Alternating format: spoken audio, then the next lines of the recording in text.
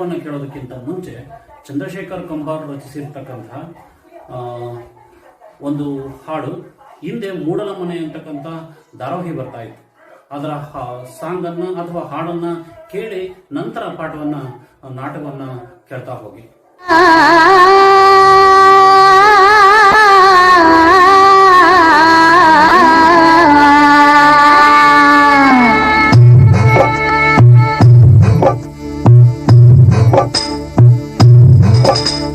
ರೆಂಬಿ ಕೊಂಬಿಯ ಮ್ಯಾಗೂಡ ಕಟ್ಟಿದವರೆಕ್ಕಿ ಬಲಿತ ಹಾಕಿ ಗೂಡಿನ್ಯಾಗ ಮಾಲ್ಗ್ಯಾವ ಮರಿ ಹಾಕಿ ದೂರ ದೇಶದ ವಲಸಿಗ ಹಕ್ಕಿಗೋ ಜಾಗ ಒಳಗ ಬನ್ನಿರಿ ನೀವು ನಮ್ಮ ಬಳಗ.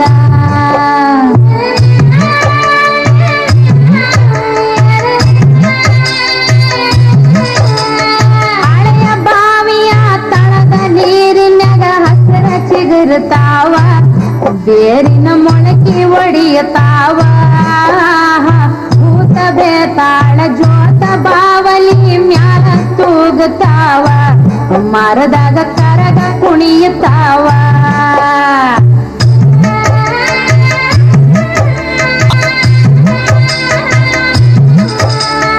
ಮರದ ಎಲಿ ನೆರಳು ಮನೆಯ ಗ್ವಾಡಿ ಮ್ಯಾಲ ಆಡತಾವ ಆಟ, ಮೂಡ್ಯಾವ ತ್ವಗಳ ಗೊಂಬಿ ಆಟ.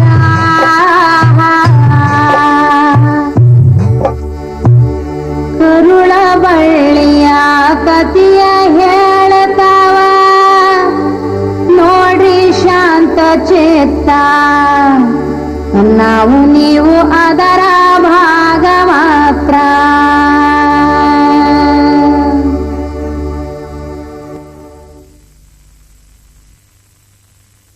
ಆತ್ಮೀಯ ನಲ್ಮೆಯ ವಿದ್ಯಾರ್ಥಿ ಮಿತ್ರರೇ,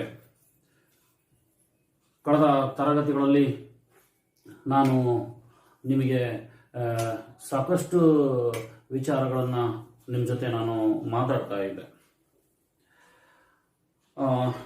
4 ಗದ್ಯ ಭಾಗಗಳನ್ನು ನಾನು ನಿಮಗೆ ಮುಗಿಸ್ಕೊಟ್ಟಿದ್ದೀನಿ. ಸಾಕಷ್ಟು ವಿಚಾರಧಾರೆಗಳನ್ನು ನಿಮ್ಮ ಜೊತೆ ನಾನು ಹಂಚ್ಕೊಂಡಿದ್ದೀನಿ.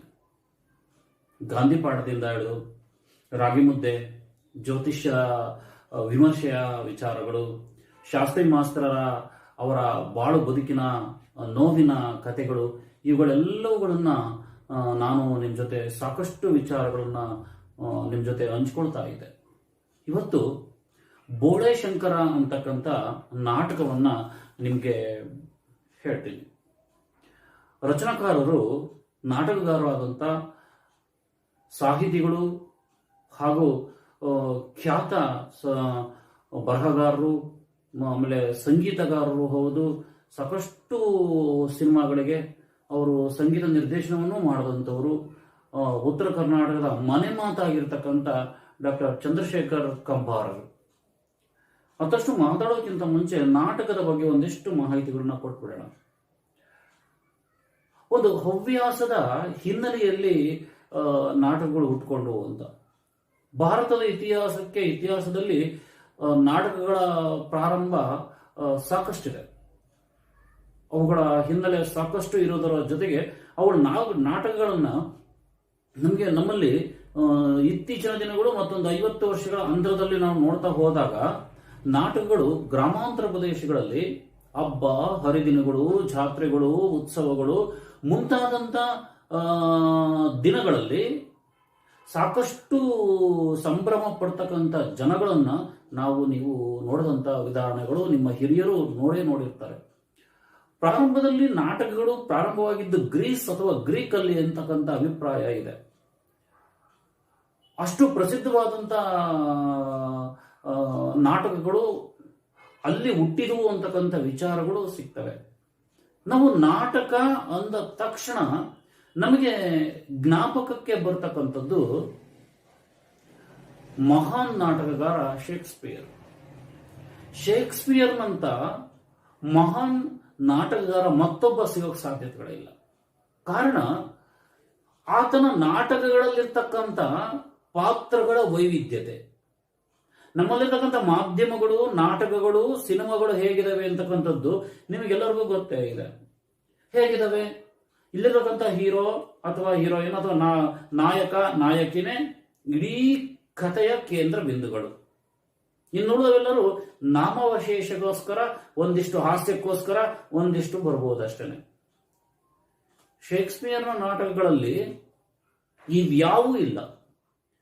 ರಾಜ ಅಂತಕ್ಕಂಥವನು ಪ್ರಾರಂಭದಲ್ಲೇ ಸತ್ತು ಹೋಗ್ತಾನೆ, ನಾಯಕ ಅಂತ ಏನ್ ಕರಿತೀವಲ್ಲ ಅವನು ಪ್ರಾರಂಭದಲ್ಲೇ ಸತ್ತು ಹೋಗ್ತಾನೆ. ಇಡೀ ನಾಟಕಗಳು ದುರಂತಮಯ ನಾಟಕಗಳು. ಎಂತ ಆಶ್ಚರ್ಯ ಗೊತ್ತಾ? ಅಥವಾ ಸ್ವಲ್ಪ ಚಿಕ್ಕ 75-76 ನಾಟಕಗಳನ್ನ ಅಥವಾ ಪುಸ್ತಕಗಳನ್ನ ಬರ್ತಾರೆ, ನಾಟಕಗಳನ್ನ ಬರ್ತಾರೆ ಅಂತ ಹೇಳ್ತಾರೆ. 3-4 ಕಾದಂಬರಿಗಳನ್ನ ಬಿಟ್ರೆ ಎಲ್ಲವೂ ನಾಟಕಗಳೇ, ಎಲ್ಲ ಟ್ರಾಜಡೀಸ್ ನಾಟಕಗಳೇ. ಹ್ಯಾಮ್ಲೆಟ್ ನಾಟಕ ಇರ್ಬೋದು, ಒಥೆಲೋ ನಾಟಕ ಇರ್ಬೋದು, ಮ್ಯಾಕ್ಬೆತ್ ನಾಟಕ ಇರ್ಬೋದು, ಇನ್ನು ಮುಂತಾದಂತ ಎಷ್ಟೋ ನಾಟಕಗಳು, ಎಲ್ಲವೂ ದುರಂತಮಯವಾದಂತ ಟ್ರಾಜಡಿ ಇರ್ತಕ್ಕಂಥ ನಾಟಕಗಳೇ. ಏನೇ ಇರಲಿ, ಇಡೀ ನಾಡಿಗೆ, ಪ್ರಪಂಚಕ್ಕೆ ಮಹಾನ್ ನಾಟಕಗಾರ ಶೇಕ್ಸ್ಪಿಯರ್. ಒಂದೇ ಸರಿ ನಾಟಕಗಾರ ಆಗ್ಲಿಲ್ಲ ಅಂತ, ಅಥವಾ ನಾಟಕ ಬರಲಿಲ್ಲ. ಯಾವುದೋ ಹೊಟ್ಟೆಪಾಡಿಗೋಸ್ಕರ ಯಾವುದೋ ನಾಟಕದ ಕಂಪನಿಯಲ್ಲಿ ಸೆಕ್ಯೂರಿಟಿ ಆಗಿ, ಗಾರ್ಡ್ ಆಗಿ ಸೇರ್ಕೊಂಡ. ಅನಂತರ ಒಂದೊಂದೇ ಹುದ್ದೆಗಳನ್ನ ಏರ್ತಾ, ಯಾರು ಇಲ್ಲದ ಸಂದರ್ಭದಲ್ಲಿ ಪಾತ್ರಗಳನ್ನ ನಟನೆ ಮಾಡ್ದ, ನಾಟಕಗಳನ್ನ ಬರೆಯಕ್ಕೆ ಪ್ರಾರಂಭ ಮಾಡಿದಾಗ ತುಂಬಾ ಹೆಸರು ಮಾಡಿದಂಥವ್ರು ಶೇಕ್ಸ್ಪಿಯರ್. ಏನಿರಲಿ, ಇನ್ನ ನೇರವಾಗಿ ನಾಟಕಕ್ಕೆ ಬರೋದಾದ್ರೆ, ಕನ್ನಡದಲ್ಲಿ ನಾಟಕದ ಇತಿಹಾಸ ಸಾಕಷ್ಟಿದೆ. ಮಾಸ್ಟರ್ ಹಿರಣ್ಣಯ್ಯ ಇರ್ಬೋದು, ಅಥವಾ ಮುಂತಾದಂಥ ಮಹಾನ್ ಕಲಾವಿದರು, ರಂಗಾಯಣ ರಘು ಇರ್ಬೋದು, ಮಂಡ್ಯ ರಮೇಶ್ ಇರ್ಬೋದು, ಅದಕ್ಕಿಂತ ಹಿಂದೆ ಇದ್ದಂತಹ ಸೃಜನ್ ಲೋಕೇಶ್ ಅವರ ತಾತ ಸುಬ್ಬಯ್ಯ ನಾಯ್ಡು, ಅಥವಾ ರಂಗಾಯಣ, ತುಮರಿ ಅಂತಕ್ಕಂಥ ಸಾಗರ ಹತ್ರ ಇರ್ತಕ್ಕಂಥ ಆ ನಾಟಕದ ಕಂಪನಿಗಳು ಇರಬಹುದು, KBR ಡ್ರಾಮಾ ಕಂಪನಿ ಇರ್ತಕ್ಕಂಥದ್ದು, ಗುಬ್ಬಿ ವೀರಣ್ಣ ಅವರ ನಾಟಕ ಕಂಪನಿಗಳು ಇರಬಹುದು. ಇವೆಲ್ಲವೂ ಕನ್ನಡ ನಾಡಿಗೆ ತನ್ನದೇ ಆದಂತ ಕೊಡುಗೆಗಳನ್ನು ಕೊಟ್ಟಂಥವು. ಈ ನಾಟಕಗಳ ಕೊಡುಗೆಗಳು ಯಾವುದೋ ಒಂದು ಅದ್ಭುತವಾದ ಕ್ಷಣಗಳನ್ನ ಜನಗಳಿಗೆ ರಸಮಯವನ್ನಾಗಿ ಮಾಡ್ತಕ್ಕಂಥ ಮಾಧ್ಯಮಗಳಾಗಿ ನಮಗೆ ಬದಲಾವಣೆ ಆಗ್ತಾ ಹೋದವು. ಏನೇ ಇರಲಿ, ನಾಟಕ ಅಂದ ತಕ್ಷಣ ಈಗಲೂ ಸಹ ಅಲ್ಲಲ್ಲಿ ಊರುಗಳಲ್ಲಿ ಸ್ವಲ್ಪ ಅವಶೇಷವಾಗಿ ಅಲ್ಲಿ ಇಲ್ಲಿ ಉಳಿದಂತ ಉದಾಹರಣೆಗಳಿದ್ದಾವೆ. ಹಳ್ಳಿಗಳಲ್ಲಿ ಇವತ್ತು ಊರಿನ ಯುವಕರು ತಂಡ ಸೇರ್ಕೊಂಡು ನಾಟಕಗಳನ್ನು ಅಭಿನಯ ಮಾಡ್ತಕ್ಕಂಥ ಅಲ್ಪ ಸ್ವಲ್ಪ ಘಟನೆಗಳನ್ನ ನಾವು ಇವತ್ತು ನೋಡ್ತಾ ಇದ್ದೀವಿ. ಒಂದು 35-40 ವರ್ಷಗಳ ಹಿಂದೆ ಪ್ರತಿ ಹಳ್ಳಿಗಳಲ್ಲೂ ನಾಟಕಗಳು ಅಂತಂದ್ರೆ ಬಹಳ ಚೆನ್ನಾಗಿ ಆ ನಾಟಕದ ಕಲೆಗಳು ಬೆಳೀತಾ ಹೋಗ್ತಿತ್ತು. ಊರಿನ ಎಲ್ಲ ಹಿರಿಯರು ಯುವಕರು ಸೇರ್ಕೊಂಡು ಊರಿನ ಹಬ್ಬ ಹರಿದಿನಗಳು, ಜಾತ್ರೆಗಳು, ಉತ್ಸವಗಳು ಅಥವಾ ಇನ್ಯಾವುದೋ ಅತ್ಯಂತ ಮಧುರ ಕ್ಷಣಗಳಲ್ಲಿ ನಾಟಕಗಳನ್ನು ಅಭಿನಯಿಸ್ತಾ ಇದ್ರು. ಇವು ಜನಗಳಲ್ಲಿ ಜಾಗೃತಿಯನ್ನು ಉಂಟು ಮಾಡ್ತಾ ಇದ್ರು. ಖಂಡಿತ KBR ಡ್ರಾಮಾ ಇರ್ಬೋದು, ರಂಗಾಯಣ ಇರ್ಬೋದು, ಅಥವಾ ಇನ್ಯಾವುದೇ ನಾಟಕಗಳು ಜಾತ್ರೆಗಳನ್ನ ಹುಡುಕೊಂಡು ಹೋಗುವ. ಉತ್ತರ ಕರ್ನಾಟಕದಲ್ಲಿ ಯಾವುದೇ ಜಾತ್ರೆ ನಡೀಲಿ ಅಲ್ಲಿ 4-5 ಕಂಪನಿಗಳು, ಗುಬ್ಬಿ ವೀರಣ್ಣ ಅವರ ನಾಟಕ ಮಂಡಳಿ ಅಥವಾ ಅವರ ನಾಟಕ ಕಂಪನಿ ಇಡೀ ಭಾರತದಾದ್ಯಂತ ಪ್ರದರ್ಶನಗಳು ಕಂಡುವಂಥವು. ಜಾತ್ರೆಗಳು ಅಂದ್ರೆ ಜನ ಮುಗಿ ಬೀಳ್ತಾ ಇದ್ರು. ಇವತ್ತು ಯಾರು ನಾಟಕಗಳಿಗೆ ಹೋಗಲ್ಲ. ಇವತ್ತು ನಾಟಕ ಕಂಪನಿಗಳು ಮುಚ್ಚೆ ಹೋಗ್ಬಿಟ್ಟಿದಾವೇನೋ ಅಂತ, ಏನೋ ಅಲ್ಪ ಸ್ವಲ್ಪ ಉಳ್ಕೊಂಡಿರ್ಬೋದೇನೋ ಅಂತಕ್ಕಂಥ ಮಾತುಗಳು ಇವತ್ತು ಬರ್ತಾ ಇದಾವೆ. ದಾವಣಗೆರೆ ಮಟ್ಟಕ್ಕೆ ಕೇಳೋದಾದ್ರೆ, ಒಂದು ಕಾಲದಲ್ಲಿ ದಾನಿಗಳ ಕೊಡುಗೆ, ನಾಟಕ ಬಂದ್ರೆ ಜನ ಅಲ್ಲಿ ಬರ್ತಕ್ಕಂಥ ಕಲಾವಿದರು ತುಂಬಾ ಸಂತೋಷದ ಬರ್ತಾ ಇದ್ರು. ದಾವಣಗೆರೆ ಅಂತ ಜನ ಸಿಗ್ಬೇಕು ನಮಗೆ, ದಾವಣಗೆರೆ ಎಂತ ದಾನಿಗಳು, ಯಾವುದಕ್ಕೂ ಕಡಿಮೆ ಇದ್ದ ನೋಡ್ಕೊಳ್ತಾ ಇದ್ರು. ಅಂತ ದಾವಣಗೆರೆಗೂ ನಾಟಕದ ಬರ ಸಿಡಿಲಿನ ರೀತಿಯಲ್ಲಿ ಬಂದು ಬರ್ತಿದೆ. ಯಾವುದೋ ಒಂದು ನಾಟಕ ಕಂಪನಿ ಬಂದಿತ್ತು, ಬೆಂಕಿ ಬಿದ್ದುಬಿಡ್ತು. ಪಾಪ ಇಡೀ ನಾಟಕ ತಂಡವೇ ಬಹಳ ಕಷ್ಟವನ್ನು ಅನುಭವಿಸುವುದು. ಮೋಸ್ಟ್ಲಿ ನಾನು KBR ಡ್ರಾಮಾ ಅಂತ ಅನ್ಕೊಂಡಿದ್ದೀನಿ, ಇರಬಹುದೇನೋ, ಬಹಳ ನಷ್ಟವನ್ನು ಅನುಭವಿಸ್ತು. ಏನೇ ಇರಲಿ, ನಾಟಕಗಳು ನಮಗೊಂದು ವ್ಯವಸ್ಥಿತವಾದ ಜವಾಬ್ದಾರಿಯನ್ನು ಕಟ್ಟಿಕೊಡುತ್ತೆ, ಒಂದು ವ್ಯಕ್ತಿತ್ವವನ್ನು ಕಟ್ಟಿಕೊಡುತ್ತೆ, ಒಂದು ಮೌಲ್ಯಗಳನ್ನು ತಿಳಿಸ್ತಾ ಹೋಗ್ತವೆ. ಅಲ್ಲಿ ಬರ್ತಕ್ಕಂಥ ಪಾತ್ರಗಳು ಹೇಗಿರ್ತವೆ ಅಂದ್ರೆ ಜನಸಾಮಾನ್ಯರ ಜೊತೆ ಒಡನಾಟ. ಒಳ್ಳೇದು ಮಾಡಿದ್ರೆ ಒಳ್ಳೇದು ಅನುಭವಿಸ್ತಾನೆ, ಕೆಟ್ಟದ್ದು ಮಾಡಿದ್ರೆ ಕೆಟ್ಟದ್ದು ಅನುಭವಿಸ್ತಾನೆ ಅಂತಕ್ಕಂಥ ಎಲ್ಲಾ ನಾಟಕಗಳ ತಿರುಳು. ನಮಗೆ ನಾಟಕಗಳನ್ನ ಅಂದ ತಕ್ಷಣ ಮಾಸ್ಟರ್ ಹಿರಣ್ಣಯ್ಯ ಅವ್ರನ್ನ ನೆನೆಸ್ಕೋಬೇಕು. ರಾಜಕೀಯ ವ್ಯಕ್ತಿಗಳನ್ನ ಅಥವಾ ಎಲ್ಲ ಜಾತಿ ಜನಾಂಗಗಳನ್ನ ಮೀರಿ ಎಲ್ಲಿ ಅವ್ಯವಸ್ಥತೆ, ಭ್ರಷ್ಟಾಚಾರ ಅಥವಾ ಬಹಳ ನೋವನ್ನ ಕೊಟ್ಟಿರ್ತಕ್ಕಂಥ ಯಾರಿಗಿರ್ಲಿ ಅವರನ್ನ ಮನಸೋ ಇಚ್ಛೆ ಬೈತಿದ್ದಂತಹ ಅಪರೂಪದ ವ್ಯಕ್ತಿ ಖಂಡಿತವಾಗ್ಲೂ ನಮ್ಮ ಮಾಸ್ಟರ್ ಹಿರಣ್ಣಯ್ಯನವರು. ಇವುಗಳನ್ನೆಲ್ಲ ಹೊರತುಪಡಿಸಿ ಮತ್ತೊಂದಷ್ಟು ವಿಚಾರಗಳನ್ನು ನಿಮ್ಮ ಜೊತೆ ನಾನು ಮಾತಾಡಲೇಬೇಕು ಅಂತೇಳಿ ಅನಿಸುತ್ತೆ. ಏನೇ ಇರಲಿ, ಇವುಗಳ ಜೊತೆಗೆ ಚಂದ್ರಶೇಖರ್ ಕಂಬಾರ್, ನಾಡಿನ 8ನೇ ಜ್ಞಾನಪೀಠ ಪ್ರಶಸ್ತಿ ವಿಜೇತರು ಡಾಕ್ಟರ್ ಚಂದ್ರಶೇಖರ್ ಕಂಬಾರ್, ಕನ್ನಡಕ್ಕೆ 8 ಜ್ಞಾನಪೀಠ ಪ್ರಶಸ್ತಿ. ದೇಶದ ಯಾವ ಭಾಷೆಗೂ ಸಿಗದೇ ಇರತಕ್ಕಂಥ ಜ್ಞಾನಪೀಠ ಪ್ರಶಸ್ತಿಗಳು ನಮ್ಮ ಭಾಷೆಗೆ ಸಿಕ್ಕಿರೋದು ಕನ್ನಡ ನಾಡಿನ ಸಾಂಸ್ಕೃತಿಕ ವೈಭವವನ್ನ ನಮಗೆ ತೋರಿಸುತ್ತೆ. ಬೇರೆ ಭಾಷೆಗಳಲ್ಲಿ 4-5 ಇರಬಹುದಷ್ಟೇ. ಅಂತ ಸಂಸ್ಕೃತ ಇರಬಹುದು ಅಥವಾ ಇಡೀ ರಾಷ್ಟ್ರ ಭಾಷೆ ಹಿಂದಿಗೂ ಸಹ ಅಷ್ಟೊಂದು ಜ್ಞಾನಪೀಠ ಪ್ರಶಸ್ತಿಗಳು ಸಿಕ್ಕಿಲ್ಲ. ನಿಜಕ್ಕೂ ಸರಿಯಾಗಿ ಯೋಚನೆ ಮಾಡಿ ಅಧ್ಯಯನ ಮಾಡಿದ್ರೆ ನಮ್ಮ ಕರ್ನಾಟಕ ಇನ್ನೂ 10 ಜ್ಞಾನಪೀಠ ಪ್ರಶಸ್ತಿಗಳು ಸಿಗ್ಬೋದಾಗಿತ್ತೇನೋ ಅಂತ ಹೇಳಿ ಅನ್ಸುತ್ತೆ. ಖಂಡಿತ ಈಗ ಅಗ್ರ ಸ್ಥಾನಕ್ಕೆ ನಿಲ್ಲಬಹುದಾದಂತಹ ಭೈರಪ್ಪನವರು, SL ಭೈರಪ್ಪನವರು ಖಂಡಿತ ಜ್ಞಾನಪೀಠ ಪ್ರಶಸ್ತಿಗೆ ಅರ್ಹರು. DVG ಗುಂಡಪ್ಪನವರಿಗೆ ಸಿಗ್ಬೇಕಿತ್ತು, P ಲಂಕೇಶ್ ಅವರಿಗೆ ಸಿಗ್ಬೇಕಿತ್ತು, GS ಶಿವರುದ್ರಪ್ಪನವರಿಗೆ ಸಿಗ್ಬೇಕಿತ್ತು. ಇವ್ರ ಲಿಸ್ಟ್ ದೊಡ್ಡದಿದೆ, ಖಂಡಿತ ದೊಡ್ಡದಿದೆ. ಹಮಾನಾಯಕರು ಇದ್ದಾರೆ, ಇವರೆಲ್ಲರಿಗೂ ಸಿಗ್ಬೇಕಾದಂತ ಕೊಡುಗೆ ಅದು ಅಪಾರವಾದದ್ದು. ಏನೇ ಇರಲಿ, ಇಂಥವುಗಳ ಸಾಂಸ್ಕೃತಿಕ ವೈಭವವನ್ನು ಕಟ್ಟಿಕೊಟ್ಟದ್ದೇ ಸಾಹಿತ್ಯ. ಆ ಸಾಹಿತ್ಯದ ಒಂದು ಮಾಧ್ಯಮವಾಗಿ ನಾಟಕ ಬದಲಾವಣೆ ಆಯಿತು, ನಾಟಕ ಬೆಳೀತಾ ಹೋಯಿತು. ಅಂತ ಜನಸಾಮಾನ್ಯರೂ ಸಹ ನೋಡಬಹುದಾದ, ಕೇಳಬಹುದಾದಂತ, ಸುಲಭವಾಗಿ ನೋಡಬಹುದಾದಂತ ಮಾಧ್ಯಮಗಳು ನಾಟಕಗಳು. ಏನೇ ಇರಲಿ, ಅಂತ ಒಂದು ನಾಟಕದ ವಿಚಾರವನ್ನ ನಾವು ನಿಮ್ಮ ಜೊತೆ ಇವತ್ತು ಮಾತಾಡ್ತಾ ಹೋಗೋಣ. ಬೋಡಶಂಕರ ಬಗ್ಗೆ ಮತ್ತೆ ಮಾತಾಡ್ತಾ ಹೋಗೋಣ. ಪ್ರಾರಂಭದಲ್ಲಿ ಅವರ ಪರಿಚಯ ಇದೆ, ಪಕ್ಕದಲ್ಲಿ ಚಂದ್ರಶೇಖರ್ ಕಂಬಾರ್ ಅವರ ಭಾವಚಿತ್ರ ಬರ್ತಾ ಇದೆ, ನೀವು ಸಹ ನೋಡಬಹುದು. ಡಾಕ್ಟರ್ ಚಂದ್ರಶೇಖರ್ ಕಂಬಾರ್ ಈಗಲೂ ನಮ್ಮ ಜೊತೆ ಜೀವಂತವಾಗಿದ್ದಾರೆ. ಹುಟ್ಟೂರು ಬೆಳಗಾವಿ ಜಿಲ್ಲೆಯ ಗೋಡಗೇರಿ. ತಂದೆ ಬಸವಣ್ಣಪ್ಪ ಕಂಬಾರ್, ತಾಯಿ ಚೆನ್ನಮ್ಮ. ತಮ್ಮ ವಿಶಿಷ್ಟ ಸಾಹಿತ್ಯ ರಚನೆಯ ಮೂಲಕ ಕನ್ನಡ ನಾಡಿನ ಗಮನ ಸೆಳೆದಿರುವ ಕಂಬಾರರು ದರಾ ಬೇಂದ್ರೆಯವರ ನಂತರ ಉತ್ತರ ಕರ್ನಾಟಕದ ಭಾಗದ ಜನಪದ ಭಾಷೆಯ ಸೊಗಡನ್ನ ತಮ್ಮ ಕೃತಿಯ ಮೂಲಕ ಕನ್ನಡಿಗರಿಗೆ ಉಣಗೊಳಿಸಿದರು. ದರಾ ಬೇಂದ್ರ ನಂತರ ಆ ಭಾಷೆ ಇದೆಯಲ್ಲ, ಆ ಭಾಷೆಯನ್ನ ತುಂಬಾ ಚೆನ್ನಾಗಿ ಜನರು, ನಮಗಂತೂ ಆ ಕಡೆ ಭಾಷೆ ಕೇಳಬೇಕು ಅಂದ್ರೆ ಬಹಳ ಇಷ್ಟ. ಮೂಡಲ ಮನೆ ಅಂತ ಒಂದು ಧಾರಾವಾಹಿ ಬರ್ತಿತ್ತು, ಬೇಕಾದ ನೋಡಿ. ಅದರಲ್ಲಿ ಒಂದು ಟೈಟಲ್ ಸಾಂಗ್ ಬರುತ್ತೆ. ಆ ಟೈಟಲ್ ಸಾಂಗ್ ಅನ್ನ ಅಥವಾ ಟೈಟಲ್ ಹಾಡನ್ನ ಅಥವಾ ಆ ಧಾರಾವಾಹಿಯ ಮೇರು ಹಾಡನ್ನ ನೀವು ಕೇಳಬೇಕು. ಅದೆಂತ ಅದ್ಭುತವಾದದ್ದು. ದರಾ ಬೇಂದ್ರೆಯವರ ಕಾವ್ಯಗಳಲ್ಲೂ ಅಷ್ಟೇ, ಸಾಹಿತ್ಯದಲ್ಲೂ ಅಷ್ಟೇ ಎಂತ ಅದ್ಭುತವಾದಂತಹ ಸಾಹಿತಿಗಳು. ಅವರ ಕಾವ್ಯಗಳು ಸಿಗ್ತಾ ಇತ್ತು, ಕೃತಿಗಳು ಸಿಗ್ತಿತ್ತು, ಕವಿತೆಗಳು ಸಿಗ್ತಾ ಇತ್ತು, ಎಲ್ಲದರಲ್ಲೂ ಸಿಗ್ತಾ ಇತ್ತು. ಹಾಗೆ ಇವರು ಅಷ್ಟೇ. ಉತ್ತರ ಕರ್ನಾಟಕದ ಭಾಷೆ ಬಹು ಚಂದ. ಅದು ನೀವು ಖಂಡಿತ ಮೂಡಲ ಮನೆ ಧಾರಾವಾಹಿಯನ್ನ ನೋಡಿ. ನಾನು ಸಾಧ್ಯವಾದ್ರೆ ಪಕ್ಕದಲ್ಲಿ ಆ ಟೈಟಲ್ ಸಾಂಗ್ ಅನ್ನ ನಾನು ನಿಮಗೆ ಪ್ರಸ್ತುತ ಪಡಿಸ್ತೀನಿ ಸಾಧ್ಯವಾದ್ರೆ. ಏನೇ ಇರಲಿ, ಖಂಡಿತ ಅಂತ ಉತ್ತರ ಕರ್ನಾಟಕದ ಶೈಲಿಯನ್ನ ಬೇಂದ್ರೆ ನಂತರ ಸೊಗಡನ್ನ ಬೇಂದ್ರೆ ನಂತರ ನಾಡಿಗೆ ಕೊಟ್ಟುವಂತವರು ಅಂತೇಳಿ ಹೇಳ್ತಾರೆ. ಬೆಂಗಳೂರು ವಿಶ್ವವಿದ್ಯಾಲಯದ ಕನ್ನಡ ಅಧ್ಯಯನ ಕೇಂದ್ರದಲ್ಲಿ ಪ್ರಾಧ್ಯಾಪಕರಾಗಿದ್ದ, ಯೂನಿವರ್ಸಿಟಿಗಳಲ್ಲಿ ಕನ್ನಡ ಪ್ರಾಧ್ಯಾಪಕರಾಗಿದ್ದ ಇವರು ನವದೆಹಲಿಯ ರಾಷ್ಟ್ರೀಯ ನಾಟಕ ಶಾಲೆಯ ನಿರ್ದೇಶಕರಾಗಿ, ಕರ್ನಾಟಕ ನಾಟಕ ಅಕಾಡೆಮಿಯ ಅಧ್ಯಕ್ಷರಾಗಿ ಕಾರ್ಯನಿರ್ವಹಿಸಿದ ದೊಡ್ಡ ಹುದ್ದೆಗಳನ್ನು ನೋಡಿದಂಥವ್ರು. ಕಡೆಗೆ ಕನ್ನಡ ವಿಶ್ವವಿದ್ಯಾಲಯವೇ ಪ್ರಾರಂಭವಾಗುತ್ತದೆ ಕರ್ನಾಟಕದಲ್ಲಿ. ಅಂತ ಮೊದಲ ಹಂಪಿಯ ವಿಶ್ವವಿದ್ಯಾಲಯದಲ್ಲಿ ಮೊಟ್ಟ ಮೊದಲ ಕುಲಪತಿಗಳಾಗಿ ಕೆಲಸವನ್ನ, ವೈಸ್ ಚಾನ್ಸಲರ್ ಅಂತಾರಲ್ಲ ಅದು. ಕನ್ನಡ ಸಾಹಿತ್ಯದ ಸ್ಥಿತ್ಯಂತರಗಳು, ಆಗುಹೋಗುಗಳು ಅಂತ,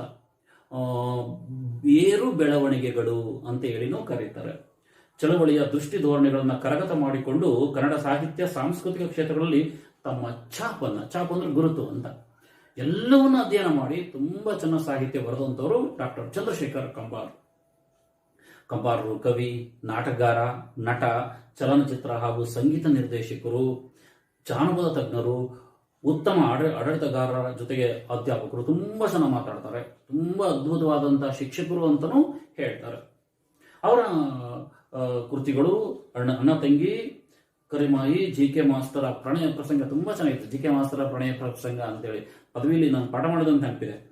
ಅಂದದು, ಶಿಖರ ಸೂರ್ಯ, ಸಿಂಗಾರವ್ವ, ಅರಮನೆ ಇವೆಲ್ಲದು ಬಹಳ ಒಳ್ಳೆಯ ಕಾದಂಬರಿಗಳು. ಮುಗುಳು, ಏಳತೇನ ಕೇಳು, ತಕರಾರಿನವನು, ಬೆಳ್ಳಿ ಮೀನು, ಹಕ್ಕುಕ್ಕು ಹಾಡುಗಳು ಇವರ ಕವನ ಸಂಕಲನಗಳು. ಋಷ್ಯಶೃಂಗ, ಹರಕೆಯ ಕುರಿ, ಸಂಗ್ಯಾ ಬಾಳ್ಯ, ನಾರ್ಸಿಸಿಸ್. ಸಂಗ್ಯಾ ಬಾಳ್ಯ ನೆನ್ಪಿಟ್ಕೊಳ್ಳಿ. ಉತ್ತರ ಕರ್ನಾಟಕದಲ್ಲಿ ಮನೆ ಮಾತು ಕಂಡ್ರಿ ಸಂಗ್ಯಾಬಾಳ್ಯ ಸಿನಿಮಾನ ಇದೆ. ಎಂತ ಅದ್ಭುತವಾದ ಕಲ್ಪನೆ ಗೊತ್ತಾ? ಇಬ್ರು ಸ್ನೇಹಿತರು ಸಂಗ್ಯಾ ಬಾಳ್ಯ ಅಂತ. ಒಬ್ಬ ಅತ್ಯಂತ ಬಡವ, ಒಬ್ಬ ದೊಡ್ಡ ಶ್ರೀಮಂತ. ಅವರಿಬ್ಬರ ನಡುವಿನ ಶ್ರೀಮಂತಿಕೆ, ಅವರಿಬ್ಬರ ನಡುವಿನ ಸ್ನೇಹ ಇದೆಯಲ್ಲ, ಆ ಸ್ನೇಹ ಒಂದು ಕಾವ್ಯವಾಗಿ ಬದಲಾಗಿ ನಾಟಕ ಆಯ್ತದು. ಅಂತ ಸಂಗ್ಯಾಬಾಳ್ಯ ನಾಟಕವನ್ನ ಸಂಪಾದಿಸಿದಂಥವ್ರು ಅಥವಾ ಬರೆದಂಥವ್ರು ನಾರ್ಸಿಸಿಸ್. ಜೋಕುಮಾರಸ್ವಾಮಿ ರಾಷ್ಟ್ರದಾದ್ಯಂತ, ವಿದೇಶದಾದ್ಯಂತ ಭಾರಿ ಪ್ರಸಿದ್ಧವಾದಂಥ ನಾಟಕ ಜೋಕುಮಾರಸ್ವಾಮಿ.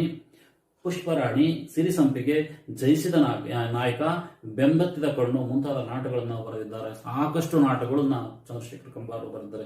ಜನಪದ, ರಂಗಭೂಮಿ ಮತ್ತು ಸಾಹಿತ್ಯ ಮತ್ತು ಶಿಕ್ಷಣಕ್ಕೆ ಸಂಬಂಧಿಸಿದ ಸಂಶೋಧನಾ ಕೃತಿಗಳನ್ನು ರಚಿಸಿದ್ದಾರೆ. ಸಾಕಷ್ಟು ಸಂಶೋಧನಾ ಗ್ರಂಥಗಳು, ಅಧ್ಯಯನ ಮಾಡಿ ಬರೆಯತಕ್ಕಂಥ ಪುಸ್ತಕಗಳಿಗೆ ಸಂಶೋಧನಾ ಗ್ರಂಥಗಳು ಅಂತ ಕರೀತಾರೆ. ಚಕೋರಿ ಎಂಬ ಮಹಾಕಾವ್ಯವನ್ನ ಕರಿಮಾಯಿ, ಸಂಗೀತ, ಕಾಡು ಕುದುರೆ, ಸಿಂಗಾರವ್ವ, ಅರಮನೆ ಚಲನಚಿತ್ರಗಳಿಗೆ ಸಂಗೀತ ಸಂಯೋಜಿಸಿದ್ದಾರೆ.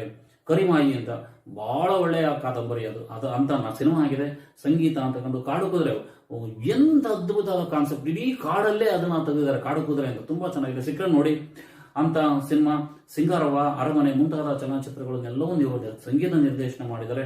ಇವರ ಸೃಜನಶೀಲತೆ ಮೀನ್ಸ್ ಕ್ರಿಯೇಟಿವಿಟಿ ಅಂತ. ದ್ಯೋತಕ ಮೀನ್ಸ್ ಗುರುತು ಅಂತ ಹೇಳ್ಬಿಟ್ಟು ಹೇಳ್ತಾರೆ. ನಾಡೋಜ, ಪದ್ಮಶ್ರೀ, ಕುಮಾರನ್, ಆಶನ್, ಟ್ಯಾಗೋರ್ ಮತ್ತು ಕಬೀರ್ ಸಮ್ಮಾನ ಪ್ರಶಸ್ತಿ ಪಡೆದಿರುವ ಇವರು ತಮ್ಮ ಸಮಗ್ರ ಸಾಹಿತ್ಯ ರಚನೆಗಾಗಿ 2010ನೇ ಸಾಲಿನ ಜ್ಞಾನಪೀಠ ಪ್ರಶಸ್ತಿಯನ್ನ ಗಳಿಸಿದ್ದಾರೆ. 8ನೇ ಜ್ಞಾನಪೀಠ ಪ್ರಶಸ್ತಿ ಇವರಿಗೆ ಸಿಕ್ಕಿದೆ. 2004ರಿಂದ 2010ರ ಅವಧಿಯಲ್ಲಿ ವಿಧಾನ ಪರಿಷತ್ತಿನ ಸದಸ್ಯರಾಗಿ ನೇಮಕೊಂಡಿದ್ದರು. MLC ಆಗಿದ್ದರು ಕೆಲವು ಸಮಯಗಳ ಕಾಲ. ತುಂಬಾ ದೊಡ್ಡ ಹೆಸರು ಸಾಹಿತ್ಯ ವಲಯದಲ್ಲಿ. ಅಂತ ಒಂದು ಬೋಳಶಂಕರ ನಾಟಕದ ಲೇಖಕರು. ತುಂಬಾ ದೀರ್ಘವಾದಂತ ನಾಟಕ ಇದು, ನೋಡ್ತಾ ಹೋಗೋಣ. ಬೋಳಶಂಕರ ಡಾಕ್ಟರ್ ಚಂದ್ರಶೇಖರ್ ಕಂಬಾರರು. ಮೊದಲು ಆ ಪಾತ್ರಗಳನ್ನ ನಿಮಗೆ ಹೇಳ್ತಾ ಹೋಗ್ತೀನಿ, ಕಾನ್ಸೆಪ್ಟ್ ಬಂದ್ಬಿಡುತ್ತೆ. ನಿಮ್ಮ ಪಕ್ಕದ ಸ್ಕ್ರೀನ್ ಅಲ್ಲೂ ಬರ್ತಾ ಇದೆ ಅದು ನಾಟಕದ ಪರಿಚಯ, ಯಾರ್ಯಾರು ಪಾತ್ರಗಳಿದಾವೆ ಅಂತ. ಕೋಡಂಗಿ ಅಷ್ಟು ಓದಿ ಬಿಡ್ತೀನಿ, ನಂತರ ಅವರು ಪರಿಚಯ ಮಾಡ್ಕೊಡ್ತೀನಿ. ಕೋಡಂಗಿ, ಭಾಗವತರು, ಬೋಳಶಂಕರ, ಸರದಾರ ಸೋಮಣ್ಣ, ಸರದಾರಣ್ಣನ ಹೆಂಡತಿ, ಸಾವುಕಾರ ಕಾಮಣ್ಣ, ಸಾವುಕಾರಣ್ಣನ ಹೆಂಡತಿ, ಪಿಶಾಚಿಗಳು 1, 2, 3, ರಾಜ, ಮಂತ್ರಿ, ರಾಜಕುಮಾರಿ, ಹುಡುಗಿಯರು, ಸೈನಿಕರು, ಸೈತಾನ, ಸೇವಕರು, ಸಿಪಾಯಿಗಳು. ಇಷ್ಟು ಇಡೀ ನಾಟಕದಲ್ಲಿ ಬರ್ತಕ್ಕಂಥ ಪ್ರಮುಖ ಪಾತ್ರಗಳು. ಒಂದೊಂದೇ ಪಾತ್ರಗಳ ಬಗ್ಗೆ ನಾನು ನಿಮಗೆ ಹೇಳ್ತೀನಿ. ಕೋಡಂಗಿ ಒಬ್ಬ ಹಾಸ್ಯ ಕಲಾವಿದ. ತಾನು ಏನ್ ಹೇಳು ಅದಕ್ಕೊಂದು ರಸವತ್ತಾದಂತ ಹಾಸ್ಯವನ್ನ ಸೇರಿಸ್ತಕ್ಕಂಥದ್ದು. ಇಡೀ ಪ್ರಾರಂಭದಿಂದ ಕೊನೆಯ ತನಕ ಬೋಳಶಂಕರನ ಸ್ನೇಹಿತನಾಗಿ ಎಲ್ಲರನ್ನು ನಗೆ ಕಡಲಲ್ಲಿ ಬೀಳಿಸ್ತಕ್ಕಂಥ, ನಗೆ ಕಡಲಲ್ಲಿ ಎಲ್ಲರನ್ನು ಮುಳುಗಿಸುವಂತ, ತುಂಬಾ ಚೆನ್ನಾಗಿ ಮಾತಾಡುವಂತ ಒಂದು ಪಾತ್ರ ಕೋಡಂಗಿ. ಇನ್ನ ಭಾಗವತರು ನಾಟಕಗಳನ್ನ ನಿರೂಪಣೆ ಮಾಡ್ತಾ ಹೋಗ್ತಕ್ಕಂಥದ್ದು. ಅವ್ರು ಹೇಳ್ತಾ ಹೋಗ್ತಾರೆ, ನಾಟಕ ಮುಂದುವರಿತಾ ಹೋಗುತ್ತೆ. ಭಾಗವತರು ಆ ದಕ್ಷಿಣ ಕರ್ನಾಟಕದ ಸುತ್ತಮುತ್ತ ತುಂಬಾ ಚೆನ್ನಾಗಿದ್ರು. ಭಾಗವತರು ಮುಂಚೆಲ್ಲ ಇರ್ತಾರೆ, ಈಗೆಲ್ಲ ನಾವೆಲ್ಲ ಕಾನ್ಸೆಪ್ಟ್ಗಳಿಲ್ಲ, ಕಲ್ಪನೆಗಳಿಲ್ಲ, ತುಂಬಾ ಕಡಿಮೆ. ಅದು ತುಂಬಾ ಅಂದ್ರೆ ತುಂಬಾ ಕಡಿಮೆ. ಕಾರಣ ಏನಂದ್ರೆ ಭಾಗವತರು ಅವ್ರ ಕಥೆ ಹೇಳ್ತಾ ಹೋಗ್ತಾರೆ, ಅಲ್ಲಿ ಮುಂದೆ ರಂಗದಲ್ಲಿ ನಾಟಕ ನಡೀತಾ ಹೋಗುತ್ತೆ. ಅಂತವ್ರು ಕಥೆಯನ್ನ ಹೇಳ್ತಕ್ಕಂಥವ್ರು ಭಾಗವತರು ಅಂತ ಹೇಳ್ಬಿಟ್ಟು ಅವರು ಈ ನಾಟಕವನ್ನೆಲ್ಲ ಹೇಳ್ತಾ ಹೋಗ್ತಾರೆ. ಇನ್ನ ಬೋಳಶಂಕರ ನಾಟಕದ ನಾಯಕ, ಕಾಯಕ ಮಾಡಿ ಬದುಕಬೇಕು ಅಂತಕ್ಕಂಥ ವ್ಯಕ್ತಿ ಆತಂದು. ರಾಜ ಆಗಿರ್ಲಿ, ರಾಜನ ಮಗಳಾಗಿರ್ಲಿ, ಯಾರೇ ಮಂತ್ರಿಗಳಾಗಿರ್ಲಿ, ಯಾರೇ ಆಗ್ಲಿ, ದುಡಿಬೇಕು, ತಿನ್ಬೇಕು, ಕಾಯಕವೇ ಕೈಲಾಸ. ಇಡೀ ನಾಟಕದ ಮೂಲ ಉದ್ದೇಶವೂ ಅಷ್ಟೇ. ಸೋಂಬೇರಿಗಳ ಕೂತ್ಕೋಬಾರ್ದು ಅಂತ ಹೇಳಿರ್ತಾರೆ. ಸೋಂಬೇರಿಗಳ ಕೂತ್ಕೊಂಡ್ರೆ ಏನಾಗುತ್ತೆ, ಅವರಿಗೆ ಯಾವುದೇ ರೀತಿಯಾದಂತಹ ಕೊಡುಗೆಗಳು ಅಥವಾ ಕೊಡುಗೆಗಳು ಅಂತಲ್ಲ, ಒಟ್ಟಲ್ಲಿ ಇಡೀ ನಾಟಕದಲ್ಲಿ ಒಂದು ಕಾಯಕದ ಬೆಳವಣಿಗೆಗಳ ಜೊತೆಗೆ ಒಂದು ಹೊಸ ಕಲ್ಪನೆಯನ್ನ ಮುಟ್ಟಿಸ್ತಾ ಹೋಗ್ತಾರೆ.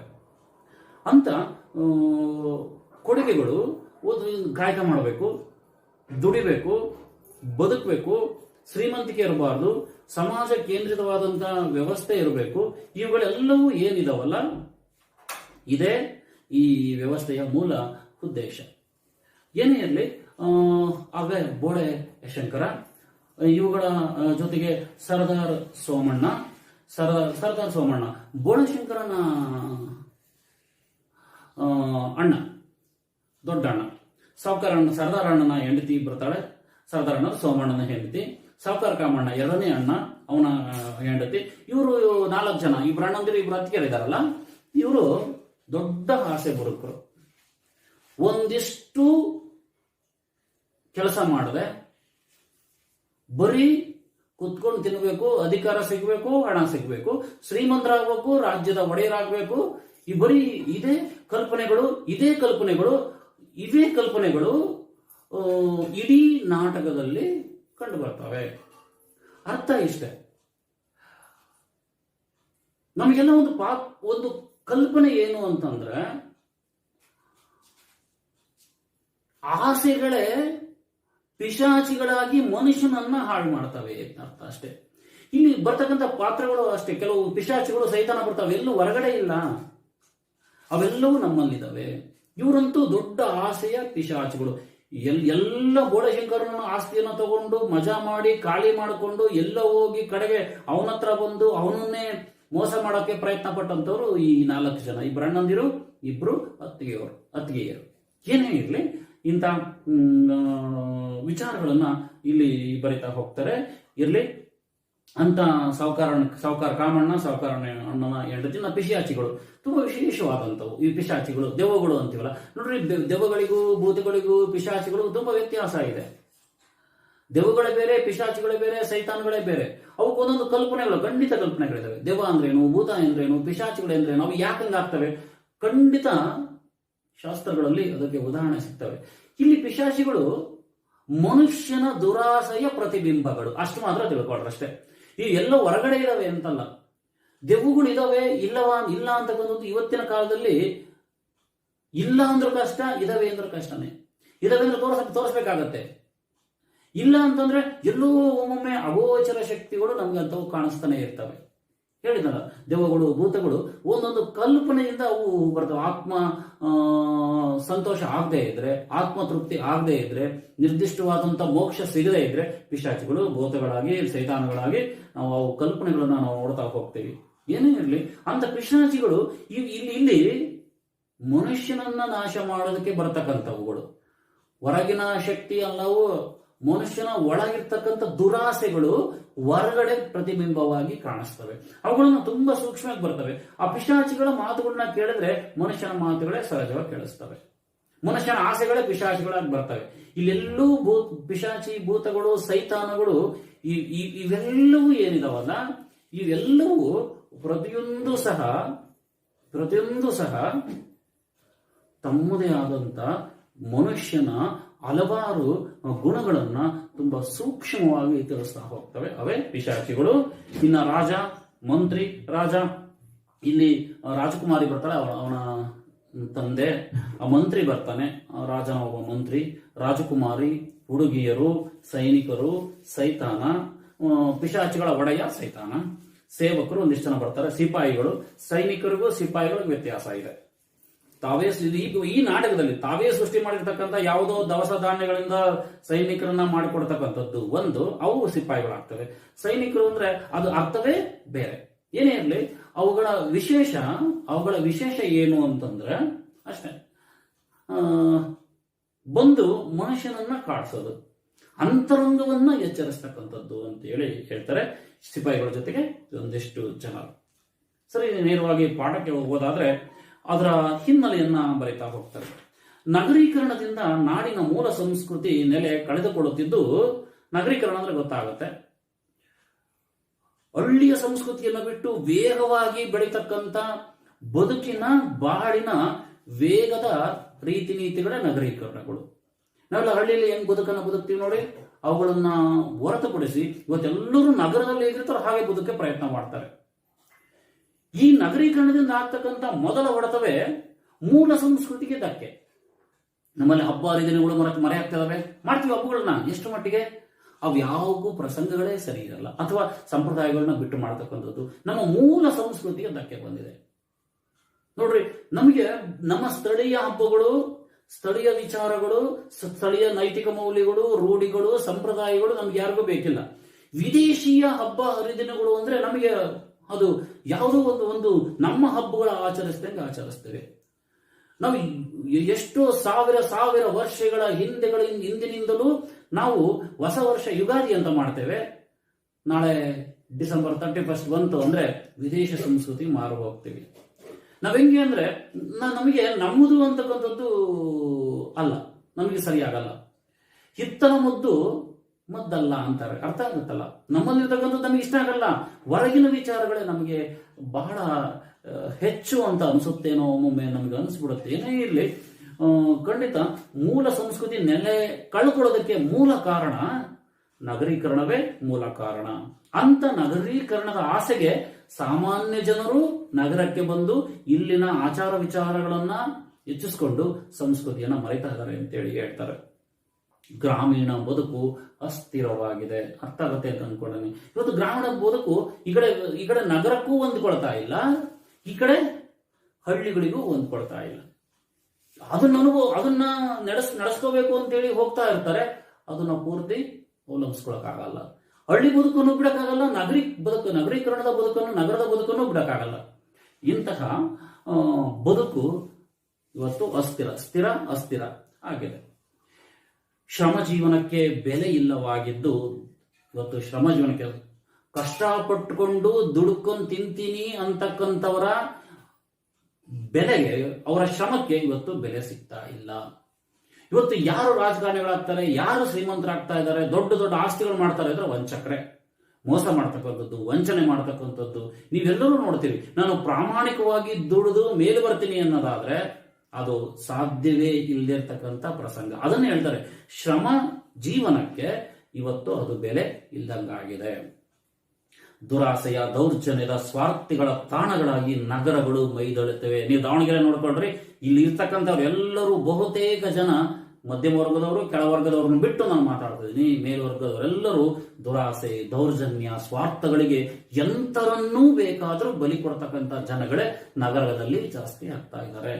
ಅವರ ಸ್ವಾರ್ಥಗಳಿಗೆ ಎಲ್ಲಾ ಆಸ್ತಿಗಳು ಅವರಿಗೆ ಬೇಕು, ಅವರಿಗೆಲ್ಲ ಕಾರ್ಖಾನೆಗಳು ಅಥವಾ ಇನ್ನೊಂದು ಆ ವೈಭವದ ಹೋಟೆಲ್ಗಳು, ರೆಸ್ಟೋರೆಂಟ್ಗಳು ಎಲ್ಲವೂ ಅವರಿಗೆ ಬೇಕು. ಅಂದ್ರೆ ಅರ್ಥ ಏನು ಅಂದ್ರೆ, ಜನಸಾಮಾನ್ಯರನ್ನು ತೊಡೆದು ದೌರ್ಜನ್ಯಕ್ಕೊಳಪಡಿಸಿ ಅವರು ಇವತ್ತು ಸ್ವಾರ್ಥಿಗಳಾಗಿಬಿಟ್ಟು ಇವತ್ತು ಅವನ್ನ ಅವಲಂಬಿಸಿ ಬೇಕಾದಷ್ಟು ಅಹಂಕಾರದಿಂದ ಬೆಳೀತಾ ಇದ್ದಾರೆ, ಮೆರಿತಾ ಇದ್ದಾರೆ. ನೀವು ಅವುಗಳನ್ನ ನಗರ ಪ್ರದೇಶಗಳಲ್ಲಿ ಖಂಡಿತ ನೋಡಿರ್ತೀರಿ. ಅಧಿಕಾರಕ್ಕಾಗಿ ಹಾತೊರೆಯುತ್ತಾ ಭೋಗದ ಬದುಕಿನ ಆಕರ್ಷಣೆಗಳಿಗಾಗಿ ಒಳಗಾಗಿರುವ ಇಂದಿನ ಜನತೆ ಪರಂಪರೆ ಮೌಲ್ಯಗಳನ್ನ ಕಡೆಗಣಿಸುತ್ತಿದೆ. ಇವತ್ತು ನಮಗೆ ಕಷ್ಟಪಟ್ಟು ದುಡಿದು ನಮ್ಮ ಸಂಸ್ಕೃತಿಯನ್ನ ನಾವು ಬೆಳೆಸ್ಕೋಬೇಕು, ಉಳಿಸ್ಕೋಬೇಕು ಅಂತಕ್ಕಂಥದ್ದು ಯಾವನಿಗೂ ನಮಗೆ ಬೇಕಾಗಿಲ್ಲ. ನಮಗೆ ದುಡ್ಡು ಸಿಕ್ಕರೆ ಸಾಕು, ವೈಭವದ ಬದುಕನ್ನ ಬದುಕಬೇಕು. ಇವತ್ತು ನಾವು ಏನ್ ಮಾಡ್ತಾ ಇದೀವಿ ಅಂತಂದ್ರೆ, ಅಧಿಕಾರಕ್ಕೋಸ್ಕರ ಆತೊರೆತ ಭೋಗ ಸುಖವನ್ನ ಅನುಭವಿಸ್ತಕ್ಕಂಥ ಬದುಕೇನಿದೆಯಲ್ಲ ಅದಕ್ಕೆ ಆಕರ್ಷಣೆ ಜಾಸ್ತಿ. ಪಬ್ ಬಂದು, ಹೋಟ್ಲುಗಳು ಬಂದು, ರೆಸ್ಟೋರೆಂಟ್ಸ್ಗಳು ಬಂದು, ಇವುಗಳೆಲ್ಲಗಳು ಜನ ಹೆಂಗ್ ಹೊಂದ್ಕೊಂಡಿದ್ದಾರೆ ಅಂದ್ರೆ, ದುಡಿದು ಬಿಟ್ಟು ಚೆನ್ನಾಗಿ ಮಜಾ ಮಾಡ್ಬೇಕಪ್ಪ. ನಮ್ಮಲ್ಲಿ ಜನ ದುಡಿದು ಊರಿನ ಸಾಂಸ್ಕೃತಿಕ ಕೊಡುಗೆಗಳ ಜೊತೆಗೆ ಜನ ಓಡಾಡ್ತಾ ಇದ್ರು. ಹಳ್ಳಿಗಳಲ್ಲಿ ನಾಡುಗಳು ಮುಂತಾದ ಜಾತ್ರೆಗಳಲ್ಲಿ ತಮ್ಮನ್ನ ತಾವು ವಿನಿಯೋಗಿಸ್ಕೊಳ್ತಾ ಇದ್ರು. ಇವತ್ತು ಪಬ್ಗಳು, ಹೋಟೆಲ್ಗಳು ಬಂತು ನೋಡ್ರಿ. ಕುಡುಕರ ದಿನಾಚರಣೆ ಬಂತಲ್ಲ, ಇನ್ನು 2-5 ದಿನ ಬಿಟ್ರೆ, 2-3 ದಿನ ಬಿಟ್ರೆ ಕುಡುಕರ ದಿನಾಚರಣೆ ಬರುತ್ತೆ ನೋಡಿ. ಅಬ್ಬಬ್ಬ, ಅದೇನು ಯಾವ ದೇಶೀಯ ಸಂಸ್ಕೃತಿ ಅದು, ಯೋಚನೆ ಮಾಡಿ ನೋಡಿ. ಏನೇ ಇರಲಿ, ಅಂತ ಬದುಕಿನ ಆಕರ್ಷಣೆಗಳಿಗೆ ಒಳಗಾಗಿರುವ ಇಂದಿನ ಜನತೆ ಇವತ್ತೆಲ್ಲರೂ ಅಷ್ಟೇ, ಏನೋ ವಾರಿಷ್ಠ ಆಗಬೇಕು. ಇವತ್ತು ಕುಡಿಯೋದು, ತಿನ್ನೋದು ಅಥವಾ ಸಿಗರೇಟು, ಗಾಂಜಾ ಮುಂತಾದವು ಇಲ್ಲಿ ಇವತ್ತು ಆಧುನಿಕತೆಯ ಪ್ರತೀಕವಾಗಿ ಹೋಗಿದೆ. ಸಿಗರೇಟ್ ಸೇದಲ್ವಾ, ಕುಡಿಯಲ್ವಾ, ಅಥವಾ ಏನು ಗೊತ್ತಿಲ್ಲ ಅಂತಾರೆ. ಒಂದು ಕಾಲದಲ್ಲಿ ಕುಡಿತಾನೆ ಅಂದ್ರೆ ಅವನ ನೋಡ್ತಕ್ಕಂಥ ರೀತಿ ನೀತಿಗಳೇ ಬೇರೆ ಇತ್ತು. ಇವತ್ತು ಕುಡಿಯಲ್ಲ ಅಂದ್ರೆ ಅವ್ನು ನೋಡ್ತಕ್ಕಂಥ ರೀತಿ ನೀತಿಗಳೇ ಬದಲಾವಣೆ ಆಗೋಗಿದೆ. ಖಂಡಿತ ನಿಮ್ಗೆ ಅದರ ಅನುಭವಗಳು ಖಂಡಿತ ಹಾಗೆ ಆಗಿದೆ ಅಂತ ನಾನು ಅನ್ಕೊಳ್ತೀನಿ. ಏನೇ ಇರಲಿ, ಇಂಥ ಆಕರ್ಷಣೆಗಳಿಗೆ, ನಗರದ ಆಕರ್ಷಣೆಗಳಿಗೆ, ಭೋಗದ ಸುಖಗಳಿಗೆ ಜನಸಾಮಾನ್ಯರು ಒಳಗಾಗ್ತಾ ಇದ್ದಾರೆ ಅಂತ ವಿಚಾರಗಳನ್ನ ತುಂಬಾ ಚೆನ್ನಾಗಿ ಹೇಳ್ತಾ, ಇಂಥ ಸಂದರ್ಭದಲ್ಲಿ ಅಧಿಕಾರ ವಿಮುಖತೆ, ಇದು ಸಂದರ್ಭದಲ್ಲಿ ಅಧಿಕಾರ ಬಂದಾಗ ಜನಸೇವೆ ಮಾಡಬೇಕು. ಗ್ರಾಮ ಪಂಚಾಯತ್ ಎಲೆಕ್ಷನ್ ನಡೀತಾ ಇದಾವೆ, MP MLA ಎಲೆಕ್ಷನ್ಗಳು ಬೇಕು. ಆದರೆ ನೆನ್ಪಿಟ್ಕೊಳ್ಳಿ, ಯಾವುದೇ ಸಂದರ್ಭದಲ್ಲಿ ಯಾವುದೇ ರೀತಿ ನೀತಿಗಳಿಗೆ ವಿಚಾರಗಳಿರಬಹುದು. ಖಂಡಿತವಾಗ್ಲೂ ಇವತ್ತು ಎಂತಹ ಸಂದರ್ಭ ಬಂದಿದೆ ಅಂತಂದ್ರೆ ಯಾವನೂ ಸೇವೆ ಮಾಡೋದು ಬೇಕಾಗಿಲ್ಲ. ಯಾರೂ ಸಹ ಜನಸೇವೆಗೋಸ್ಕರ ರಾಜಕಾರಣಕ್ಕೆ ಬರಲ್ಲ, ಅಧಿಕಾರಕ್ಕೋಸ್ಕರ ಬರಲ್ಲ. ಏನಾದ್ರು ಮಾಡಿ ದುಡ್ಡು ಮಾಡಬೇಕು. ನೀವು ಖಂಡಿತ ಇವತ್ತಿನ ದಿನಗಳಲ್ಲಿ ಗ್ರಾಮ ಪಂಚಾಯತಿ ಚುನಾವಣೆಗಳನ್ನು ನೀವು ನೋಡ್ತಾ ಇದ್ದೀರಿ, ಖಂಡಿತ ನೋಡ್ತಾ ಇದ್ದೀರಿ. ಏನೇ ಇರಲಿ, ಇಂಥ ವಿಮುಖತೆ, ಅಧಿಕಾರ ಇರೋದು ವಿಕೇಂದ್ರೀಕರಣಕ್ಕೆ. ಅಂದ್ರೆ ವಿಕೇಂದ್ರೀಕರಣ ಅಂತಂದ್ರೆ ಅರ್ಥ ಏನು ಅಂದ್ರೆ ಅಧಿಕಾರವನ್ನು ಎಲ್ಲರಿಗೂ ಹಂಚಿಬಿಟ್ಟು ಅಭಿವೃದ್ಧಿಯನ್ನ ಮಾಡಬೇಕು ಅಂತದ್ದು. ಶ್ರಮ ಜೀವನ ಕಷ್ಟಪಟ್ಟು ಉಳಿಬೇಕು. ಅವನು ಪ್ರಧಾನಿ ಆಗಿರ್ಲಿ, ಎಲ್ಲ ಇರ್ಬೋದು, ಇಲ್ಲ ಯಾರೇ ಆಗಿರ್ಲಿ. ಕೆಲವು ದೇಶಗಳಲ್ಲಿ ಈಗಲೂ ಇದೆ, ಅವನು ಪ್ರಧಾನಿ ಆದವನು 8 ಗಂಟೆ ಕೆಲಸ ಮಾಡಬೇಕು, ಎಲ್ಲರೂ 8 ಗಂಟೆ ಕೆಲಸ ಮಾಡಬೇಕು. ನಮ್ಮ ದೇಶದಲ್ಲಿ ಹಂಗೆ ಆಗ್ತಾ ಇಲ್ಲ. ಏನೇ ಇರಲಿ, ಇಂಥಗಳ ಸಾಕಷ್ಟು ವಿಚಾರಗಳನ್ನ ಮಾತಾಡ್ತಾ ಶ್ರಮ ಜೀವನ ಸರಳ ಬದುಕನ್ನೇ ಮೌಲ್ಯವಾಗಿಸಿ ಹಸಿರು ಉಸಿರು ಎಂಬುದನ್ನ ತಿಳಿಸೋದರಲ್ಲಿ ನಾಟಕ ಯಶಸ್ವಿಯಾಗಿದೆ. ನಮ್ಮ ಬದುಕು ಏನು ಅಂತಂದ್ರೆ ಸರಳ ಬದುಕು ಆಗಬೇಕು. ಎಂತ ಶ್ರೀಮಂತರಾಗಿ ಬಹಳ ಸರಳವಾಗಿ ಬದುಕಬೇಕು. ಅದು ಆ ವಿಚಾರವೇ ಮೌಲ್ಯಗಳಾಗಬೇಕು. ಅಂತ ಮೌಲ್ಯಗಳಾದಂತಹ ಸಂದರ್ಭದಲ್ಲಿ ಅಧಿಕಾರ ವಿಮುಖತೆ ನಾನು ಹೇಳಿದೆ, ವಿಕೇಂದ್ರೀಕರಣ ಆಗಬೇಕು. ಅಂತ ಮೌಲ್ಯಗಳನ್ನ ಇಡೀ ನಾಟಕದಲ್ಲಿ ಬರೀತಾರೆ. ಗ್ರಾಮೀಣ ಸಂಸ್ಕೃತಿಯ ಪ್ರತಿನಿಧಿಯಾದ ಬೋಳೆಶಂಕರನು ಹೊಸ ಬದುಕಿನ ಕನಸನ್ನ ಕಂಡಂತವನು. ಪಕ್ಕ ಬೋಳೆಶಂಕರ ಗ್ರಾಮೀಣ ಸಂಸ್ಕೃತಿಯ ಪ್ರತಿನಿಧಿ. ಬದುಕಲಿಗೆ ಬದುಕಬೇಕು. ಗ್ರಾಮೀಣದಲ್ಲಿ ಏನು ಪ್ರತಿಯೊಬ್ಬರು ದುಡಿಬೇಕು. ಬೆಳಗ್ಗೆ ಎಲ್ಲರೂ ಬೇಗ ಎದ್ದೇಳಬೇಕು, ಎಲ್ಲಾ ಕೆಲಸಗಳು ಮಾಡ್ಕೋಬೇಕು, ಶ್ರಮಪಟ್ಟು ಬದುಕನ್ನ ಬದುಕಬೇಕು. ಅದು ಅಂತ ಶ್ರಮ ಸಂಸ್ಕೃತಿಯ ಮೂಲ ವ್ಯಕ್ತಿ ಬೋಳೆಶಂಕರ. ಹೊಸ ಬದುಕಿನ ಕನಸನ್ನ ಕಂಡಂತವನು. ರಾಜನಾಗಲಿ ಮಂತ್ರಿಯಾಗಲಿ ದುಡಿದು ತಿನ್ನಬೇಕೇ ಹೊರತು ಸೋಮಾರಿಗಳಾಗಬಾರದು. ಇವನ ನೀತಿ. ಯಾವನೇ ಆಗಿರಲ್ಲ, ಅವನು ರಾಜ ಮಂತ್ರಿ ಯಾರೇ ಆಗಿರಲಿ, ಇವತ್ತು ಅವ್ರು ನಮ್ಮ ಸೇವಕರು. ಇವತ್ತು ನಮ್ಮಿಂದ ಆಯ್ಕೆಯಾದಂತ ಎಲ್ಲ ಗ್ರಾಮ ಪಂಚಾಯತಿಯಿಂದ ಹಿಡಿದ್ಬಿಟ್ಟು MP ತನಕನು ಪ್ರಧಾನಿ ಮಂತ್ರಿಯಿಂದ ಹಿಡಿದ್ರು ಅವ್ರು ನಮ್ಮ ಸೇವೆ ಮಾಡಬೇಕು. ನಾವು ಯಾರು ನಮ್ಮ ಸೇವೆ ಮಾಡ್ತಾರೆ, ಅವ್ರ ಸೇವೆಯವರು ಮಾಡ್ಕೊಂತಿದ್ದಾರೆ ಅಷ್ಟೇ. ಅವ್ರು ಬದುಕೋದಕ್ಕೆ ನೋಡ್ತಾ ಇದ್ದಾರೆ. ಏನೇ ಇರಲಿ, ಅಂತವ್ರೆಲ್ಲರೂ ದುಡ್ಡು ತಿನ್ಬೇಕು. ಅಂತ ರಾಜಕಾರಣಕ್ಕೆ ಯಾರು ಬರಬೇಕು ಅಂದ್ರೆ ಸಮಾಜವನ್ನು ಅಭಿವೃದ್ಧಿ ಪಡಿಸಬೇಕು. ಇವತ್ತು ಬಡವರಿಗೆ ಹೊಸ ಹೊಸ ಕಾರ್ಯಕ್ರಮಗಳನ್ನ ಕೊಡಬೇಕು. 10 ಕೆಜಿ ಅಕ್ಕಿ ಕೊಟ್ಟೆ, 20 ಕೆಜಿ ಅಕ್ಕಿ ಕೊಟ್ಟೆ, 30 ಕೆಜಿ ಅಕ್ಕಿ ಕೊಟ್ಟೆ ಅಂದ್ರೆ ಸೋಂಬೇರಿಗಳಾಗ್ತಾರೆ. ಇವತ್ತು 30 ಕೆಜಿ ಅಕ್ಕಿ ಇಸ್ಕೊಂಡು ಯಾರು ಅಕ್ಕಿಯನ್ನು ಇಟ್ಕೊಂಡು ಊಟ ಮಾಡ್ತಾರೆ ನೀವು ಯೋಚನೆ ಮಾಡಿ. ಆ 30 ಕೆಜಿ ಅಕ್ಕಿಯನ್ನ ಮಾರ್ಕೊಂಡು ತಿನ್ನೋ ಅಂತವ್ರೆ 90% ಇದ್ದಾರೆ. ಯೋಚನೆ ಅರ್ಥ ಆಗುತ್ತೆ ಅನ್ಕೊಂಡಿನಿ. ಮನುಷ್ಯ ಪ್ರತಿಯೊಬ್ಬನು ದುಡಿದು ತಿನ್ನಬೇಕು. ಈ ಪ್ರಪಂಚದಲ್ಲಿ ಯಾವ ದೇಶದಲ್ಲೂ ಈ ಕಲ್ಪನೆ ಇಲ್ಲ 30 ಕೆಜಿ ಅಕ್ಕಿ ಫ್ರೀ ಕೊಡ್ತೀನಿ ತಿಂಗಳ ಅಂತಕ್ಕಂಥದ್ದು ಇಲ್ಲೇ ಇಲ್ಲ. ಅಂತ ಆರ್ಥಿಕ ದುಸ್ಥಿತಿ ಬಂದಾಗ ಅಮೆರಿಕದಲ್ಲಿ 1ನೇ ಮಹಾಯುದ್ಧದ ನಂತರ ಆರ್ಥಿಕ ಕುಸಿತ ಇದ್ದಾಗ ಅಮೆರಿಕದವರು ಫ್ರೀಯಾಗಿ ಗೋಧಿ ಹಂಚಿದ್ರು. ಅಲ್ಲಿಂದ ಯಾವ ದೇಶದಲ್ಲೂ ಫ್ರೀಯಾಗಿ ಅಕ್ಕಿ ಗೋಧಿ ಹಂಚಿದಂತ ಉದಾಹರಣೆಗಳೇ ಇಲ್ಲ. ಪ್ರತಿಯೊಬ್ಬರು ದುಡುತ್ತಿರ್ಬೇಕು ಅಂತಕ್ಕಂಥ ಕಲ್ಪನೆ ಏನಿದೆಯಲ್ಲ, ಆ ಕಲ್ಪನೆ ಖಂಡಿತ ಈ ಬೋಳೆಶಂಕರ ನಾಟಕ ಕಟ್ಟಿಕೊಡುತ್ತೆ. ರಾಜ್ಯದಲ್ಲಿ ಸೈನ್ಯ ಇರಬಾರದು, ತೆರಿಗೆಗಳು ನಾಣ್ಯಗಳು ಇರಬಾರದು. ಸ್ವಲ್ಪ ಕಷ್ಟ ಇರ್ಬೋದು, ಆದ್ರೆ ಕಲ್ಪನೆ ಇದೆಯಲ್ಲ ತುಂಬಾ ಉತ್ತಮವಾದ್ದು. ನಾಣ್ಯಗಳೇ ಇಲ್ಲ ಅಂತಂದ್ರೆ ಅಂದ್ಮೇಲೆ ಎಲ್ಲ ವಸ್ತುಗಳ ವಿನಿಮಯ, ರಾಗಿ ಕೊಟ್ಟು ಜೋಳ ತಗೊಳ್ಳೋದು, ಇನ್ನೊಂದು ವಸ್ತು ಕೊಟ್ಟು ಇನ್ನೊಂದು ತಗೊಳ್ಳೋದು, ಈ ತರ ಇರಬೇಕು. ತೆರಿಗೆಗಳು ಇರಬಾರ್ದು, ಹಣ ಇರಬಾರ್ದು ಅಂತಕ್ಕಂಥದ್ದು ಬೋಳೆಶಂಕರನ ಕೊಡುಗೆ. ಅದು ಏನೇ ಇರಲಿ, ದುಡಿಯದ ಸೋಂಬೇರಿಗಳಿಗೆ ತಿನ್ನುವ ಹಕ್ಕಿಲ್ಲ ಎನ್ನುವುದು ಅವನ ಸಿದ್ಧಾಂತ. ಯಾರೇ ಇರಲಿ ಅಂತ ವ್ಯಕ್ತಿ ಪ್ರತಿಯೊಬ್ಬರು ದುಡ್ಡು ತಿನ್ಬೇಕು ಅಂತಕ್ಕಂಥ ಕಲ್ಪನೆ ಅವನ ಸಿದ್ಧಾಂತವಾಗಿದೆ ಅಂತಕ್ಕಂಥ ವಿಚಾರವನ್ನ ಹೇಳ್ತಾ ಸಾಕಷ್ಟು ವಿಚಾರ ಇದೆ. ಇನ್ನೊಂದಿಷ್ಟು ಒಂದು ಅರ್ಧ ಪೀರಿಯಡ್ ಆಗುತ್ತೆ, ಇನ್ನೊಂದು ಸ್ವಲ್ಪ ಮಾತಾಡೋಣಂತೆ. ಅಷ್ಟಿರಲಿ, ಕೊಟ್ಟಿರ್ತಕ್ಕಂಥ ವಿಚಾರವನ್ನ ನೋಡಿ, ಕೊಟ್ಟಿರ್ತಕ್ಕಂಥ ವರ್ಕ್ಗಳನ್ನ ಚೆನ್ನಾಗಿ ಮಾಡ್ತಾ ಹೋಗ್ರಿ. ಕೆಲವೇ ದಿನಗಳಲ್ಲಿ ತರಗತಿ ಪ್ರಾರಂಭ ಆಗೇ ಆಗ್ತವೆ. ಮತ್ತೆ ನೋಡೋಣಂತೆ. ಎಲ್ಲರಿಗೂ ಶುಭವಾಗಲಿ. ಧನ್ಯವಾದಗಳು. Thank you.